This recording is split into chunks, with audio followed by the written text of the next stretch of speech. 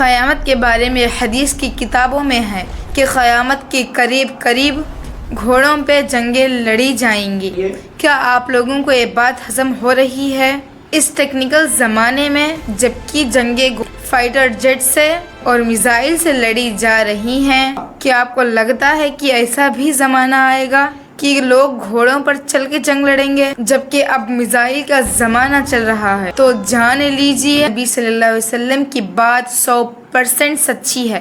میزائلیں اور نیوکلیئرز کی وجہ سے پوری دنیا تہس نہس ہو جائے گی۔ کسی کے پاس کوئی بھی ہتھیار بچنے والا نہیں ہوگا، کوئی سواری محفوظ نہیں ہوگی، جتنے بھی ڈیٹا ہیں سب ختم ہو جائیں گے کیونکہ یہ نیوکلیئر کا زمانہ ہے۔ آپ نے اسرائیل اور ایران کی جنگ تو دیکھ لیا ہوگا۔ اس جنگ میں کس طرح سے لوگوں کے ضروریات کی چیزیں ختم ہو رہی ہیں، پیٹرولیم اور گیس اور دوسری چیزیں ختم ہو رہی ہیں۔ اس سے ایسے ہی لگتا ہے اگر یہ پوری دنیا میں جنگ چھڑ جائے تو سب کچھ تہس نہس ہو جائے گا۔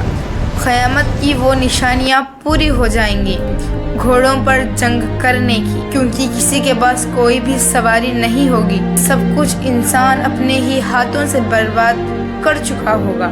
اللہ ہم سب کے ساتھ عافیت کا معاملہ